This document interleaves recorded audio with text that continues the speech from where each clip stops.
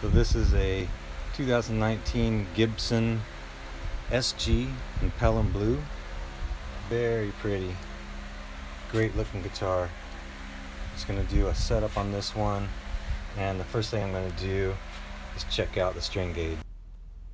This is a digital caliper, comes in very handy for checking the gauge of strings on a guitar. So if you've got a guitar that is new to you and you're just setting it up, you might want to check what gauge strings were on there. Looks like these were 9s, and I may move it up to 10s. So if you're going to increase the gauge of the strings, you're going to want to take a look at how the nut is cut. And sometimes you can get away with just going up to 10s without messing with the nut slots. Other times you may have to widen them slightly. Looking at these, might be able to just go up to 10s, but we'll see. This string winder from Nomad comes in really handy to quickly take off strings or put on strings. I used to go through completely unwinding the strings and all that stuff. Recently what I've started to do is just loosen them and cut them halfway, and for me that works faster. One thing I like to do is make sure the nuts on tuners are snug, because they often get loose. As you can see, these are all loose, and it's good to have those tight. I like to use Dunlop 65 string cleaner, strangely enough, as a first step in cleaning a fretboard. I'll clean it with this and a brush, and then I will polish the frets, and then as a last step I'll oil the fretboard. People have lots of different ways of polishing frets. I like to use this stuff called semi-chrome. You put it on a fret, wipe it off, you're done. There are all kinds of things to hydrate or oil your fretboard. It'll work pretty decently. The Deodario lemon oil, I think I like best of these three so far. For a long time what I used was jojoba oil, and that works really well, even though it's a little bit thicker oil. Now the frets are all clean. The fretboard's all clean, nicely hydrated, ready to actually start a setup. One thing I like to do is just take a string before I put them on and just do this in the nut slot. If you feel any resistance or it clamping down, you may have to widen the nut slot, but this is like the perfect size. Also, since I have the tail piece off, might as well show you. The strings go through here, come out the back, wrap around, go over the bridge, and when we set intonation, we're going to use these little Allen wrench screws to move the bridge forward and backward. The screws down there, and I'll move it back. We loosen them, they move out, and it moves this way.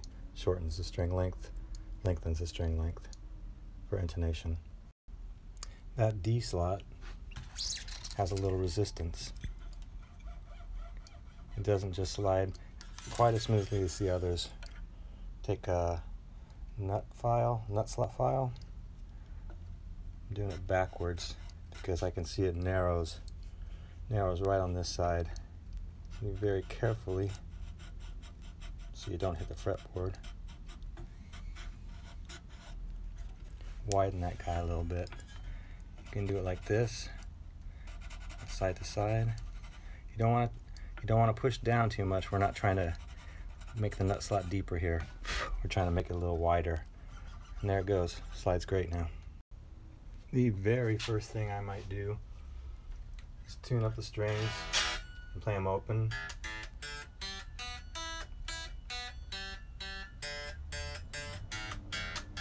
Listen for any buzzing, just open strings. A little tiny bit on the D, but it becomes apparent why when you check at the 12th the string action is like 0.020. It's super low. So the next thing I would do, sight down the neck, and I like to look on both sides of the neck and from both sides of the guitar. It's pretty flat. Very first thing on this one is to raise the action a little bit because the strings are so damn low. Try and turn these about the same amount each, and then check the 12th. We're still way low.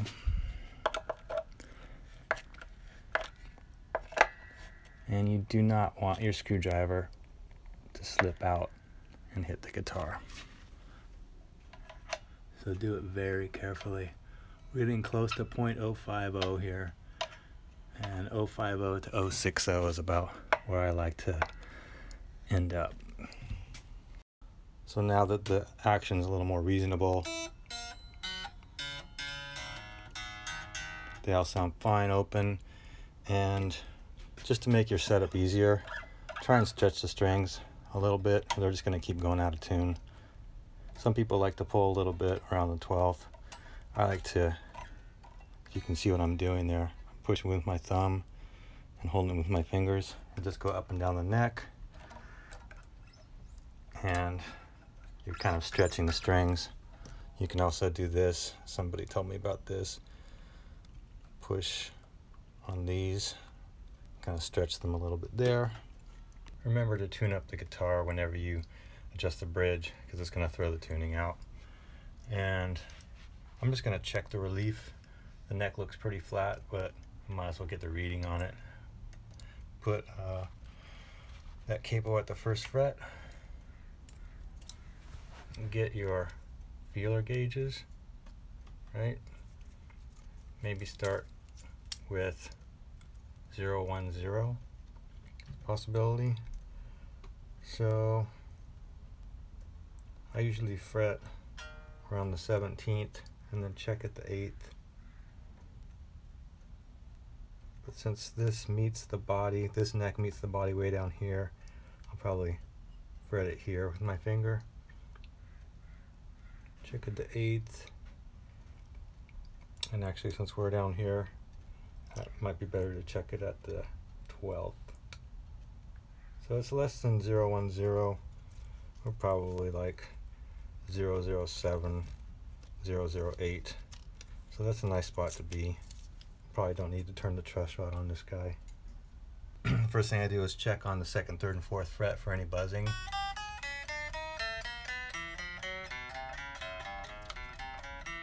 Sounds clean. If it buzzes down here, then you may need to loosen the truss rod a little bit, put a little bit more relief in the neck, and then start checking high frets.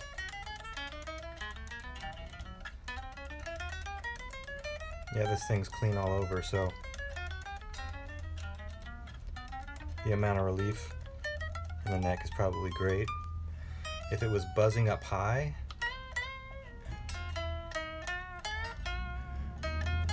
it's possible that you might want to tighten the truss rod a tiny bit, flatten out the neck, and then you need to raise the action a little bit. But we've got the action at a reasonable spot between 050 and 060, which is great, and it's playing great all over the neck. And at some point I will play on every fret just to make sure there's no buzzing it anywhere. Let's say there was a buzz on the A string right at this fret.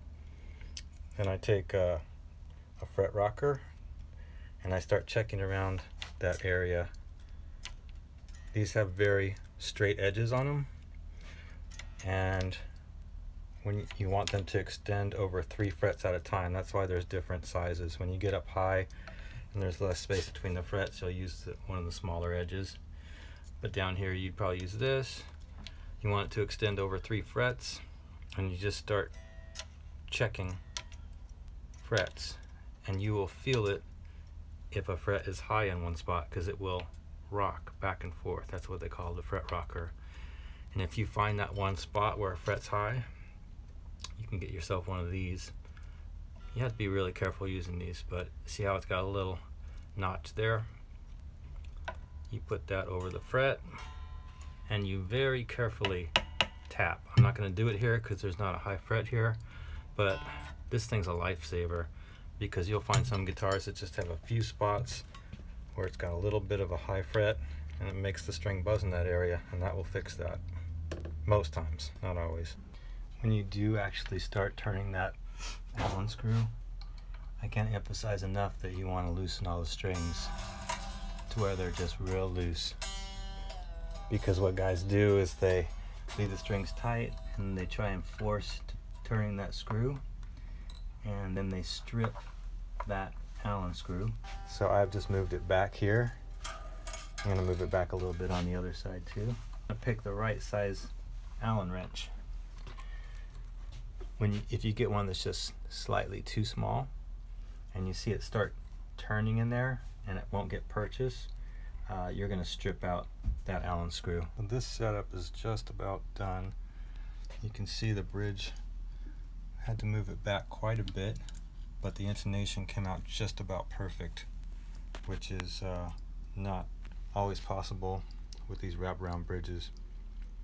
Just took tuning it up, checking at the 12th fret, seeing it was still sharp, moving it back, you know, having to loosen those strings every time I want to move it back, don't forget, and then tuning it back up, checking at the 12th, and took 3 or 4 times of doing that until I got it to just the right position on both sides so that all 6 strings are just about right. Got the action all at about 0.060. That means about the same height across the fretboard, measuring at the 12th fret.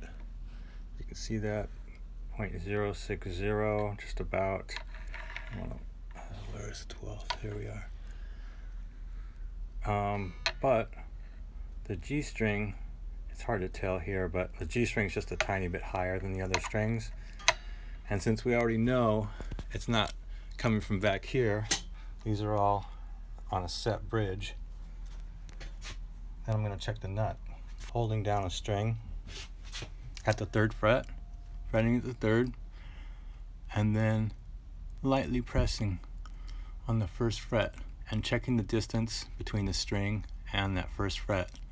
And I notice when I do that, that all of them are real close to the 1st fret like they should be, but for some reason the G string has a little more space than the other strings. That means this G string is sitting up a tiny bit higher than the other 5 strings here at the nut. You just take it out of its nut slot, take a nut file, and carefully file that a little deeper. You don't want to go too far, because if you go too deep, then it will start buzzing on you because it won't have enough clearance above the frets. So I'll tighten it back up, check the clearance now, and I can see it's going down, and I'll keep doing that till it's on the same level with the other string. When you think you've got the setup done, of course you want to plug it in. And here there's a pretty good buzz coming out of the amp. If you move around in the room and it changes that buzz,